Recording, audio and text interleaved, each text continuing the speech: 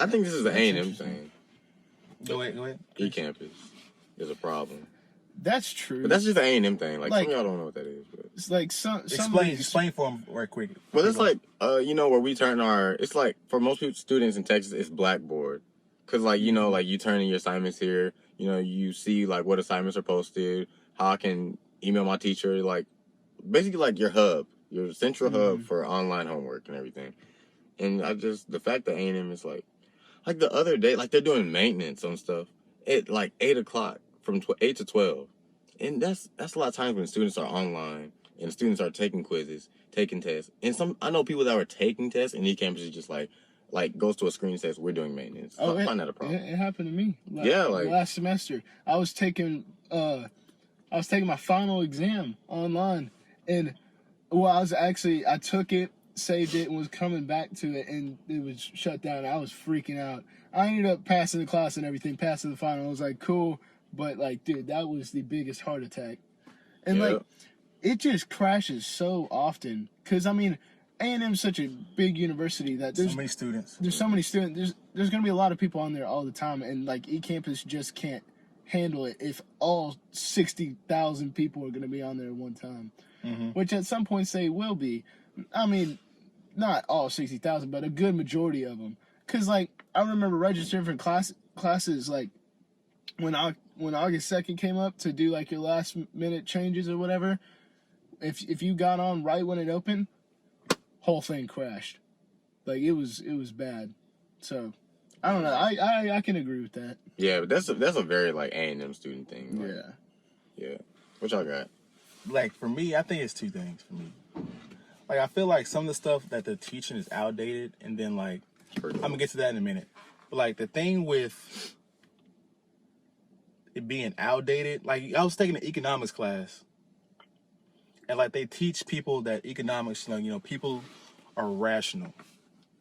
That's not the case, Economic strategies have changed a lot, dude. And like so, like you're basing it off that sole like default kind of setting in economics. It's like, dude, it's outdated. People don't do that anymore. It's not people make stupid decisions and smart decisions and come up with better decisions all the time. So I think if they upgrade the curriculum with how times are, it will help students like in the long run, and like whenever they get out of college and stuff like that. Because whenever they get out of college, like they got to relearn all this stuff over again because it's a different ball game. It's real time. I feel that. And so I had something else, man. It just slipped my mind. But you got something, Jake? We'll catch it. I mean, I hear it all the time from most colleges is parking. Oh, wow. Man. Wow. Oh, man. I did not even think about that. Parking. That is so true. That is really oh, true. my. We're finna get Wow. We're finna go in. Parking across college campuses is ridiculous. And I know it's not just A&M, because I hear people from UT complaining about it, SFA, Lamar.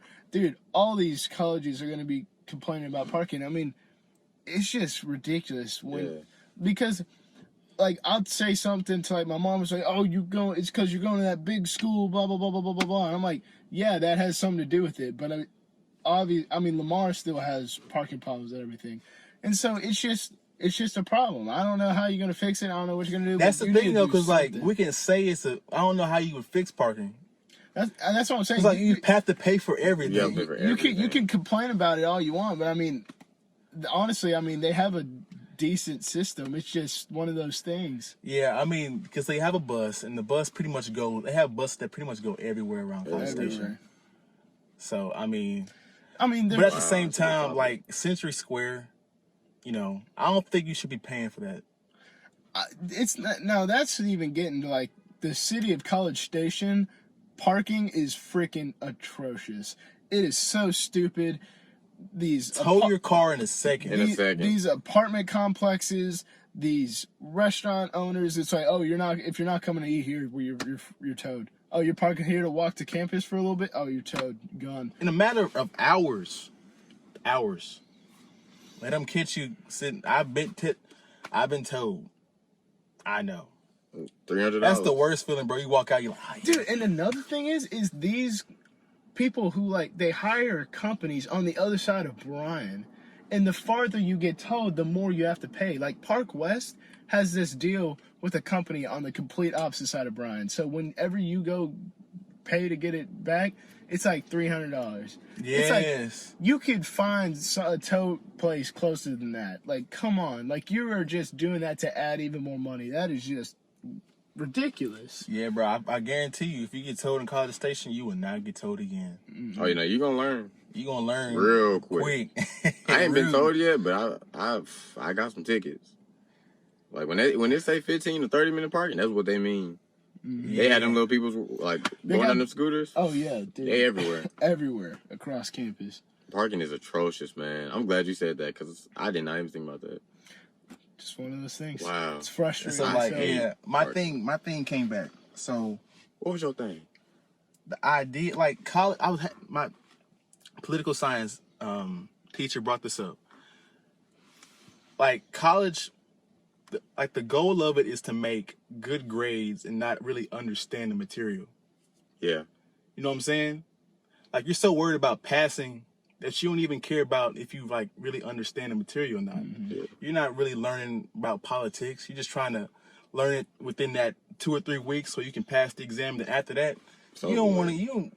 How many times we can't? None of us, except a few things, but none of us can really go into deep detail about classes and certain stuff we learned about stuff in high school. I agree.